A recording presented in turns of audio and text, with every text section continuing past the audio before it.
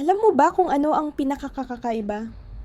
Habang mas sinisikap ng isang lalaki na lampas 50 na alagaan ang sarili niya, mas madalas niyang nagagawa ang iisang pagkakamali.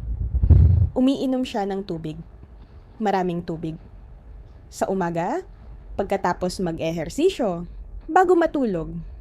At sa unang tingin, parang ayos lang ang lahat.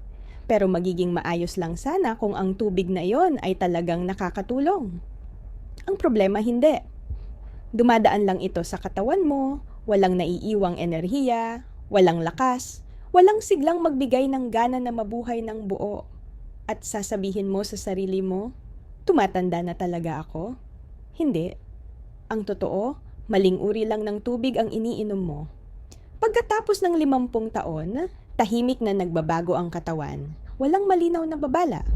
Kumakapal ang dugo, nawawala ang dating flexibility ng mga ugat.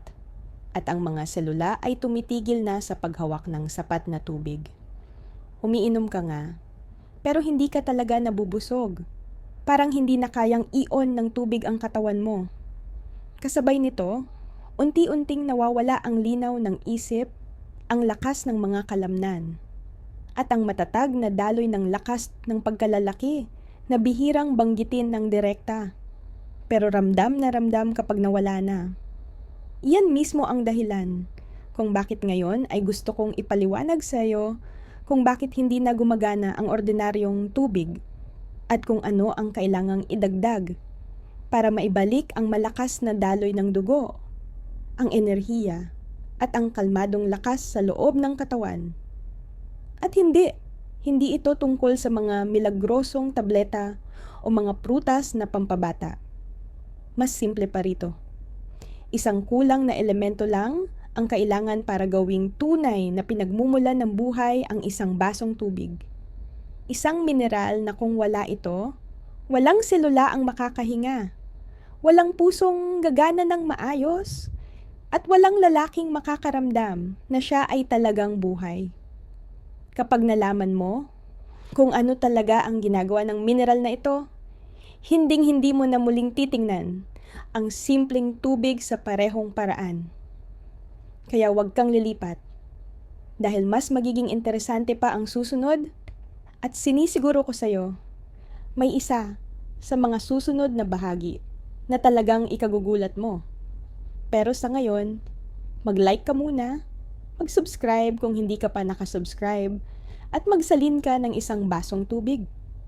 Ngayon ko ipapaliwanag kung paano gawing kapakipakinabang para sa iyo ang basong iyon. Una, bakit nga ba pagkatapos ng 50 ay parang hindi na gumagana ang simpleng tubig? Kapag bata pa ang isang lalaki, ang katawan niya ay marunong kusang humawak ng tubig. Parang isang perpektong nakaayos na sistema. Ang mga selula ay literal na humihigop ng likido. Bukas ang mga ugat at malaya ang daloy ng dugo. Pero pagdating ng lampas 50, nagsisimula ng magbago ang takbo ng katawan. Nawawala ang dating elastisidad ng mga membrane ng selula at ang tubig ay hindi na nasisipsip sa mga lugar na talagang nangangailangan nito. Umiinom ka, pero hindi ka tunay na nababasa sa loob. Dumadaan lang ang likido na parang dumaan lang sa transit at kasabay nito ay nawawala ang enerhiya, ang linaw ng pag-iisip, at ang pakiramdam ng panloob na lakas na dati ay natural lang. Ang mas nakakagulat pa, pati ang pakiramdam ng uhaw ay humihina. Hindi na nagbibigay ng malinaw na signal ang utak. Kaya hindi na mamalaya ng lalaki na siya ay dehydrated na pala. Iniisip niya na ayos lang ang lahat dahil umiinom siya ng kape, tsaa o kumakain ng sabaw. Pero sa totoo lang, tuyong-tuyo na ang mga selula. Parang may biglang nagpatay ng kuryente sa loob ng katawan. Bumabagal ang metabolismo, nanlalata ang mga kalamnan, pabago-bago ang presyo ng dugo, at lalo pang kumakapal ang dugo. At habang tumatanda ang tao, mas malinaw na napapansin na ang tubig ay hindi na nagbibigay ng dating sigla at gising na pakiramdam na nararanasan noon.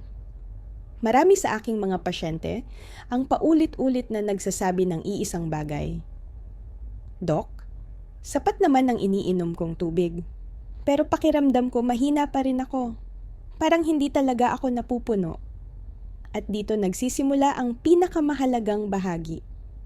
Ang problema ay hindi ang dami ng tubig, kundi ang kalidad nito. Hindi mahalaga kung gaano karami ang iniinom mo, ang mahalaga ay kung talagang naa-absorb ba ito ng katawan mo. Dahil kung wala ang ilang mahahalagang mineral, hindi talaga kayang higupin ng katawan ang tubig papasok sa loob ng mga selula. Nananatili lang ito sa labas, hindi nakikilahok sa metabolismo. At ito ang pangunahing lihim na naghihiwalay sa tunay na hydration at sa isang ilusyon lang. Kapag nawala ng kakayahan ang mga selula na maghawak ng tubig, buong katawan ang naaapektuhan. Sumisikip ang mga ugat, bumabagal ang daloy ng dugo, tumataas ang presyon, at nababawasan ang oxygen na umaabot sa mga tissue. Nararamdaman ng lalaki na bumababa ang kanyang tibay, may bigat sa katawan, at humihina ang konsentrasyon. Pati ang intimate na kakayahan ay unti-unting kumukupas dahil lahat ay nakasalalay sa daloy ng dugo. At paano nga ba magiging malakas ang daloy nito kung ang katawan ay dehydrated sa loob? May isa pang mahalagang detalye na bihirang pag-usapan. Habang tumatanda, nagbabago rin ang paraan ng pagtatrabaho ng mga bato. Mas mabilis nilang inilalabas ang tubig at mas mahina na silang mag-regulate ng balance ng mga mineral. Kaya kahit uminom ka pa ng litro-litrong tubig, maaari mo pa ring mawala ang kahalumigmigan sa katawan. Para itong lumang espongha na hindi na sumisipsip ng tubig gaya ng dati. Pero kapag naibalik mo sa katawan ang mga kulang na elemento, parang muling nabubuhay ang lahat. Lumalabnaw ang dugo, lumalambot ang mga ugat, at mas napupuno ng tubig ang mga selula. Kaya ang simpleng tubig ay kalahati lang ng kabuuan. Pagkatapos ng 50, hindi na ito sapat. Para talagang mapuno ang katawan, kailangan mong ibalik sa tubig ang lakas nito, ang likas na kuryente na nagbibigay buhay sa bawat selula. At sa susunod, ipapakita ko kung paano ito gawin. Dahil kapag nagsimulang gumana ulit ang tubig, agad itong mararamdaman ng lalaki. Biglang may gaan sa pakiramdam, may enerhiya, at may panloob na kumpiyansa na hindi mo kayang pekein. Ang ikalawang dahilan sa likod ng pakiramdam na umiinom naman ako pero parang hindi pa rin sapat ay ganito. Maraming lalaki na lampas 50 ang napapansin ang parehong kakaibang bagay. Umiinom naman sila ng tubig, pero nananatili pa rin ang uhaw. Isang baso, 2, 3, at makalipas lang ang kalahating oras. Balik na naman ang tuyong bibig at pagod, parang walang napala ang katawan. Hindi lang ito simpleng pakiramdam. Isa itong senyales na ang tubig ay hindi nakakarating sa dapat nitong puntahan, sa loob mismo ng mga selula. Ang nararamdaman mo ay hindi tunay na uhaw, kundi kakulangan ng mga mineral na kumokontrol kung paano kumikilos at kumakalat ang tubig sa katawan. Kapag wala ang mga ito, bawat patak na iniinom mo ay nananatili lang sa labas. Hindi nagpapagana ng metabolismo at hindi nagpapalusog ng mga tissue. Isipin mo na lang na dinidiligan mo ang lupa, pero wala naman itong sustansya. Dumadaloy lang ang tubig pababa sa tuyong lupa at nawawala. Walang nabubuhay. Ganyan din ang nangyayari sa loob ng katawan. Hindi kayang higupin ng selula ang tubig dahil kulang ito sa electric charge, ang mismong impulsong nililikha ng mga mineral. Kapag wala ang signal na yon, nawawala ang kakayahan ng katawan na maghawak ng tubig. Umiinom ka, at agad din itong lumalabas. Kaya ang pagod, tuyong balat, panghihina, at maputlang mood ay hindi lang dahil sa edad, kundi palatandaan ng panloob na pagkaubos ng enerhiya. Madalas kong ipaliwanag sa aking mga pasyente na ang tunay na hydration ay hindi tungkol sa dami, kundi sa kalidad ng tubig. Kapag walang mineral ang tubig, wala itong dalang enerhiya. Para lang itong isang malinaw na sisidlan, walang laman, buhay man sa tingin, pero patay sa loob. Ang tunay na buhay na tubig ay yung may mga konduktor. Ang maliliit na elementong kayang maglipat ng electrical current sa pagitan ng mga selula. Sila ang nagpapagana ng enerhiya, nagbabalik ng maayos na metabolismo, at nagpapasimula muli ng malakas na daloy ng dugo. Kapag hindi puno ng mineral ang tubig, kumakapal ang dugo at nagiging malagkit. Napipilitan ang puso na magtrabaho ng mas mabigat para itulak ito sa mga ugat.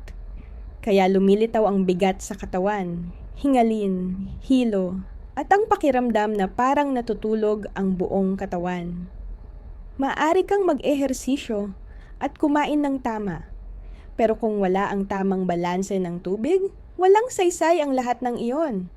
Dahil ang dugo, ang transportasyon, at kung mahina ang daloy ng enerhiya, bumabagal ang lahat.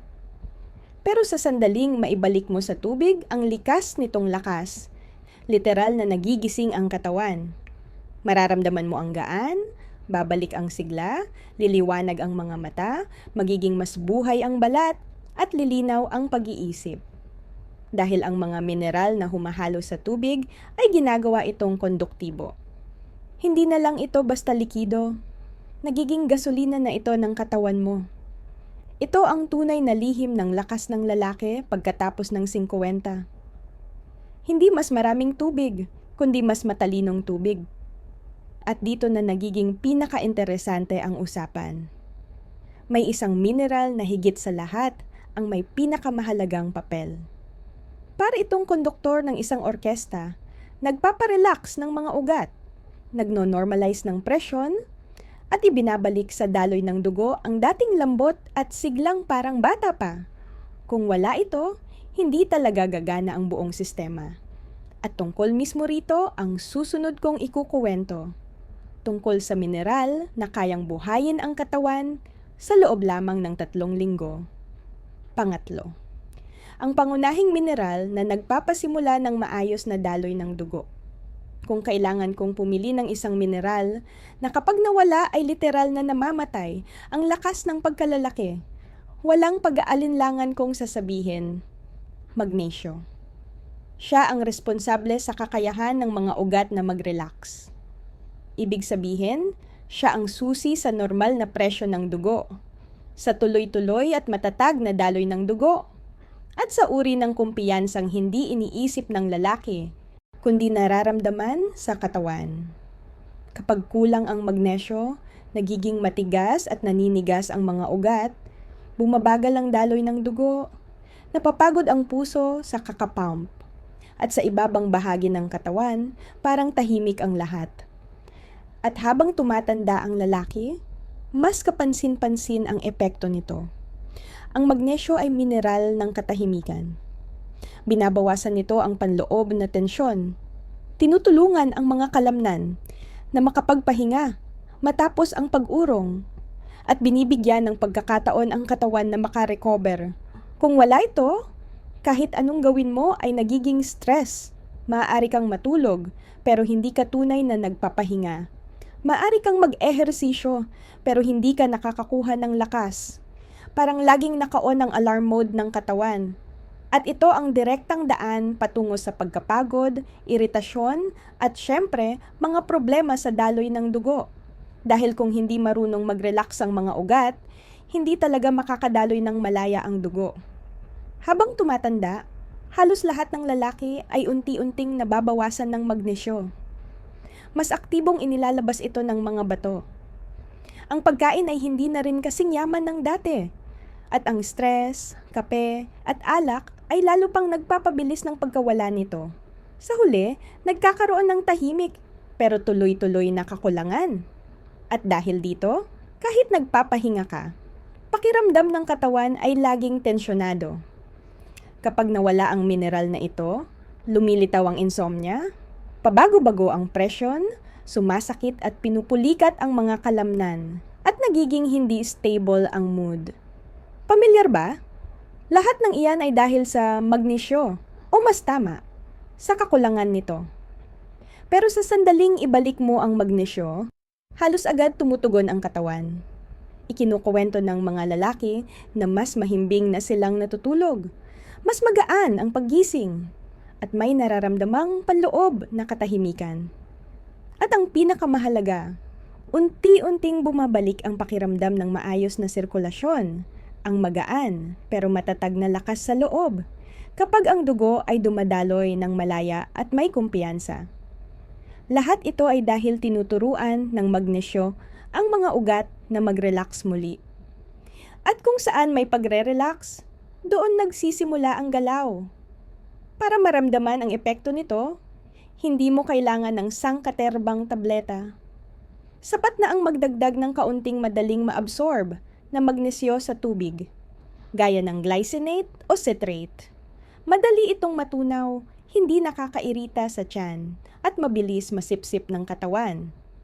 Kalahating kutsarita sa umaga, hinalo sa isang basong tubig, at literal mong sinisingil ang daloy ng dugo mo, hindi gamit ang caffeine or stimulants, kundi gamit ang likas na electric energy na gumigising sa katawan mula sa loob. Lagi kong sinasabi, ang magnesyo ay tahimik na lakas ng lalaki. Hindi ito nagbibigay ng biglaang pagsabog gaya ng energy drink, pero may mas mahalaga itong ginagawa. Ibinabalik nito ang katatagan. Kapag naroon ang magnesyo sa dugo, nagiging pantay ang presyon, mas banayad ang trabaho ng puso, at ang kumpiyansa sa katawan ay nagiging tuloy-tuloy, hindi pabugso-bugso. At doon pa lang tunay na nagsisimulang gumana ang tubig, dinadala ang enerhiya sa bawat selula. Pagkatapos nito, isang bagay na lang ang mahalaga, ang mapanatili ang balanse. Dahil ang magnesyo ang pundasyon, pero hindi siya nag-iisa sa sistemang ito. May 3 pang mineral na kung wala ang mga ito, hindi kayang lubusang pakainin ng tubig ang katawan. At tungkol naman sa kanila ang susunod. Pang-4, ang lihim ng balanse. 3 mineral na kung wala, hindi gagana ang tubig. Kapag ibinalik ng magnesyo ang lambot ng mga ugat, parang napapahinga ng malalim ang buong katawan. Pero para manatili ang epekto, kailangan nito ng 3 katuwang: sodium, potassium at zinc. Kung wala sila, hindi makakakilos ng buong lakas ang magnesyo. Sila ang 3 haligi ng tamang hydration ng lalaki. Ang isa ay responsable sa pagpasok ng tubig sa loob ng selula, ang ikalawa ay sa pagpapanatili nito roon, at ang ikatlo ay sa pag-activate ng panloob na lakas at hormonal balance. At sa kombinasyong ito, nakasalalay kung gaano mo mararamdaman ang sarili mong buhay, lakas at katahimikan. Ang una sa listahang ito ay sodium. Maraming lalaki ang natatakot dito dahil napagkakamalan nila ang natural na asin bilang masama. Pero hindi ang sodium ang problema, kundi ang pinanggagalingan nito. Ang puting refined salt mula sa pakite ay talagang pabigat sa mga ugat. Pero ang buhay na asin, tulad ng sea salt o Himalayan salt, ay may taglay na dose-dosenang microelements na tumutulong sa tubig na makapasok sa loob ng mga selula. Ang sodium ay parang susi na nagbubukas ng pinto. Kapag wala ito, nananatili lang sa labas ang tubig at hindi nakararating sa lugar kung saan nagsisimula ang tunay na buhay. Magdagdag ka lang ng 1 kurot ng tamang asin sa baso ng tubig sa umaga at mararamdaman mo agad ang kaibahan. Mas tumatagal ang enerhiya, nagiging mas pantay ang presyon, at mas malinaw ang takbo ng isip. Sunod ay potassium. Ang balanse na kapag nawala ay nawawala rin ang ritmo ng katawan. Kinokontrol nito ang tibok ng puso, binabawasan ang muscle spasms, at tumutulong na manatili ang tubig sa loob ng mga selula.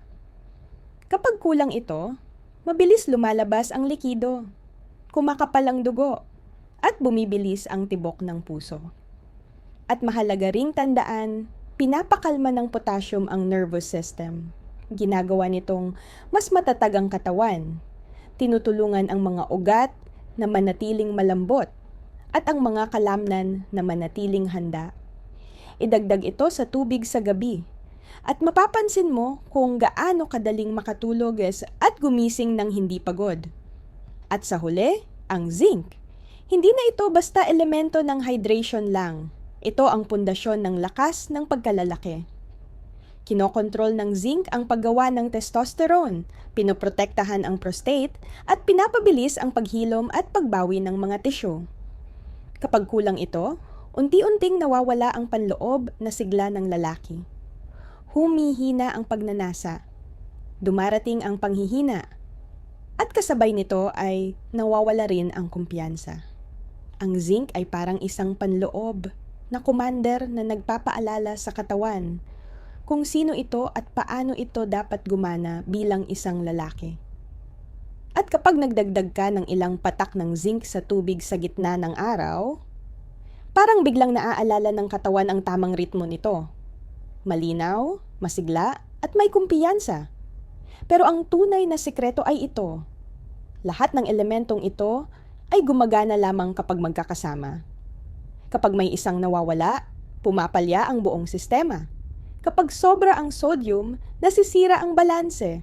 Kapag kulang ang potassium, naninigas ang mga ugat. Kapag kulang ang zinc, bumabagsak ang hormonal balance. Kaya mahalagang hindi bombahin ang katawan ng kung ano-anong supplement, kundi bigyan ang bawat mineral ng tamang lugar at tamang oras sa natural na paraan. Kaunting asin sa umaga, kaunting zinc sa araw, kaunting potassium sa gabi. Simple lang. Pero ang mismong kasimplihang ito, ang dahan-dahang nagbabalik ng buhay mula sa loob. Kapag nire-relax ng magnesium ang mga ugat, tinutulungan ng sodium ang tubig na makapasok sa loob ng selula. Pinananatili naman ito ng potassium sa loob. At pinapagana ng zinc ang mga male hormones. Parang biglang naaalala ng katawan kung paano huminga ng malalim. Lumalakas ang daloy ng dugo, mas pantay ang distribusyon ng enerhiya, at luminaw ang isip. Ito ang estado na hinahanap ng marami. Isang kalmadong lakas na matatag, hindi nangangailangan ng stimulants, kundi natural na nagmumula sa loob. At para gumana ito araw-araw, kailangan lang ng ilang simpleng hakbang na aabutin ng wala pang 5 minuto. Walang komplikadong sistema at walang sobrang daming supplement, umaga, tanghali at gabi lang. 3 sandali sa isang araw kung kailan maaari mong ibalik ang kontrol sa sarili mong katawan. At kung paano eksakto itong gawin, sasabihin ko na ngayon. Kung tutuusin, karamihan sa mga lalaki ay iniisip na ang pagpapalakas ng katawan ay komplikado, na kailangan ng mamahaling supplement, sandamakmak na bitamina, o walang katapusang pagbisita sa doktor. Pero sa totoo lang, pwede itong maging nakakatawang simple. 5 minuto lang sa isang araw, 3 maiikling hakbang, at pwede mong ibalik ang enerhiya ng katawan, ang flexibility ng mga ugat, at ang normal na daloy ng dugo. Hindi ito milagro o uso lang na sistema, kundi isang simpleng gawi na talagang gumagana kapag ginagawa ng tuloy-tuloy. Tinatawag ko itong mineral routine sa umaga. Unang hakbang, umaga. Pagkagising na pagkagising, bago pa ang kape at almusal, magsalin ng isang malaking baso ng tubig. Magdagdag ng kalahating kutsarita ng magnesium sa anyong glycinate or citrate, at isang maliit na kurot ng sea salt o Himalayan salt. Haluin, huminga ng malalim, at inumin ng dahan-dahan. Pinapagana nito ang mga ugat, nire-relax sila, at inaalis ang tensyong naipon habang natutulog. Nagiging mas banayad ang daloy ng dugo, mas kalmado ang tibok ng puso, at unti-unting nagigising ang enerhiya. Natural, walang biglang pagtaas ng presyon at walang bagsik ng caffeine. Ikalawang hakbang, kalagitnaan ng araw. Kapag nararamdaman mo na ang pagod at parang gusto mo na namang magkape, pumili ka ng malinis na tubig at magdagdag ng ilang patak ng liquid zinc.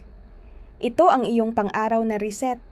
Pinatatatag ng zinc ang hormonal balance, tumutulong sa focus, at nagbibigay ng panloob na tibay.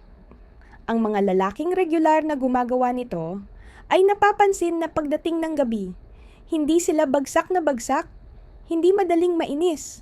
At pakiramdam nila ay may natitira pa silang lakas kahit matapos ang isang mabigat na araw. Ikatlong hakbang, gabi. Pagkatapos ng hapunan o isang magaan na paglalakad, maghanda ng isa pang baso ng tubig. Pero na ngayon ay lagyan ito ng kalahating sukatan ng electrolyte powder na mataas sa potassium at mababa ang asukal. Pinapakalma nito ang puso, pinapantay ang presyon, at tinutulungan ang katawan na mag-relax bago matulog. Mas humihimbing ang tulog, mas maayos ang pagbawi ng mga kalamnan. At sa umaga ay gigising ka na magaan ang pakiramdam. Walang bigat at walang pagod. Ang buong sistemang ito ay hindi lalampas ng 5 minuto sa isang araw, pero ramdam na ang epekto sa loob pa lang ng 1 linggo. Sa umaga, malinaw ang isip. Sa araw, steady ang enerhiya. Sa gabi, mahimbing ang tulog. At pagkalipas ng 3 linggo, maraming lalaki ang nagsisimulang mapansin ang mga bagay na dati ay hindi nila binabanggit ng malakas. Bumabalik ang kumpiyansa, muling lumilitaw ang natural na pagnanasa. Mas malaya ang daloy ng dugo, at ang katawan ay parang biglang naaalala kung paano maging bata muli. Hindi ito mahika, kundi simpleng pisyolohiya. Ibinabalik mo lang sa tubig ang lakas na likas na mayroon ito. Ang pinakamahalaga ay gawin ito araw-araw, walang patlang. Ang tubig na may mineral ay dapat maging bahagi ng pang-araw-araw mong ritual. Parang pagsisipilyo ng ngipin. Dahil kapag binigyan mo ang katawan ng mga bagay na matagal na nitong kulang, kusa itong nagsisimulang maghilom at mag-ayos. Hindi mo kailangang labanan ang edad. Kailangan mo lang ipaalala sa sarili mo kung paano muling maramdaman ang buhay. At kapag naranasan mo na mismo ang epekto nito, maiintindihan mo na ang 5 minuto sa isang araw ang isa sa pinakamagandang puhunan sa kalusugan na pwede mong gawin. At dito na tayo sa susunod. Ano ang mangyayari kapag ang katawan ay tuluyan ng nagising? Ang pinaka-interesanting bahagi ay nagsisimula kapag hindi mo ito ginawa ng 1 o 2 araw lang, kundi tuloy-tuloy sa loob ng ilang linggo. Ang mga pagbabago ay dumarating ng tahimik. Walang ingranding eksena. Walang himala. Isang araw lang, gigising ka at mararamdaman mo na may kakaiba na sa loob. Magaan ang umaga, kumpiyansa ang mga hakbang, pantay ang paghinga, at wala na ang matagal mong tiniis na panlalata. Hindi ito mahika. Simple lang, sa wakas ay natanggap ng mga selula ang tubig, mga mineral, at ang enerhiyang matagal na nilang kailangan. Sa unang linggo, inilalabas ng katawan ang sobra. Nababawasan ang pamamaga, nagiging mas stable ang presyon, at nawawala ang pakiramdam ng mabigat na ulo. Sa ikalawang linggo, dumarating ang totoong enerhiya. Gumigising ka nang hindi na kailangan ng alarm. May gana kang kumilos. Bumabalik ang interes sa buhay, sa trabaho, at sa mga babae. Sa ikatlong linggo, parang naaalala ng katawan ang tunay nitong ritmo. Tahimik at maayos ang tibok ng puso, mahimbing ang tulog, at maluwag ang daloy ng dugo, parang noong mas bata ka pa. Pero ang pinakamatinding pakiramdam ay ang panloob na kapayapaan. Hindi ito euphoria, hindi rin sobrang excitement, kundi isang pantay at matatag na estado. Yung pakiramdam na ang katawan mo ay hindi na hadlang, kundi kakampi. Maayos ang galaw ng mga ugat, malinaw ang isip, tumutugon ang mga kalamnan, at kahit ang mood ay nagiging mas stable. Maraming lalaki sa puntong ito ang nagsasabi ng iisang linya. Pakiramdam ko, ako ulit ang sarili ko. Kapag naging ugali na ang pag-inom ng tubig na may mineral, humihinto ka na sa paghahabol ng instant na resulta. Nabubuhay ka lang, at ang katawan ay kusang nagpapasalamat. Nagsisimulang gumana ang lahat ng sabay-sabay na parang bawat selula ay muling naalala kung bakit ito narito. Ito ang tunay na pagbawi. Hindi peke, hindi pilit, kundi natural. At ang mga bagay na dati ay inaakala mong hindi na maiiwasan dahil sa edad ay unti-unting umaatras. Dumarating ang kumpiyansa, gaan ng pakiramdam, at ang pagnanais na may gawin. Pati ang lakad mo ay nagbabago. Nagiging kalmado pero may lakas. Dahil kapag malaya ang daloy ng dugo, kapag sapat ang oxygen sa utak, kapag ang puso ay nagtatrabaho ng walang tensyon, ang buhay ay muling nagiging buo, maliwanag, at totoo. Doon mo marirealize ang isang mahalagang bagay. Hindi pala tungkol sa bilang ng taon ang lahat, kundi sa nutrisyon ng mga selula, sa daloy ng enerhiya na dapat dumaan sa buong katawan. At kapag bumalik ang daloy na yon, hindi mo mararamdaman na mas bata ka. Mararamdaman mong buhay ka. Ito ang estado na tinatawag kong paggising ng katawan. Kapag naunawaan ng isang lalaki na ang tunay na lakas ay hindi lang tungkol sa mga kalamnan, kundi sa panloob na daloy, may nagbabago sa kanya. Tumitigil siya sa paghahanap ng mga himala at nagsisimulang makinig sa katawan. At ang katawan ay tumutugon dahil hindi naman ito sira. Matagal lang itong nawala ng enerhiya. Kailangan mo lang ibalik ang nawala. Tubig, mga mineral at atensyon. At unti-unting babalik sa dati ang lahat. Tandaan mo, ang kabataan ay hindi numero sa pasaporte. Ito ay galaw, dugo, paghinga, at linaw ng isip. At lahat ng iyan ay pwedeng ibalik kung Titigil ka sa pag-inom ng walang laman na tubig at sisimulan mong bigyan ang katawan ng tunay na buhay na tubig. Magnesyo, sodium, potassium, zinc, mga simpleng elemento pero sila ang tunay na nagpapagana ng buhay. Araw-araw, baso kada baso, pwede mong punuin ang katawan ng enerhiya, hindi lang basta pawiin ang uhaw. Kaya bukas ng umaga, huwag ka munang magmadali sa kape. Magsalin ka muna ng tubig, magdagdag ng kaunting asin at konting magnes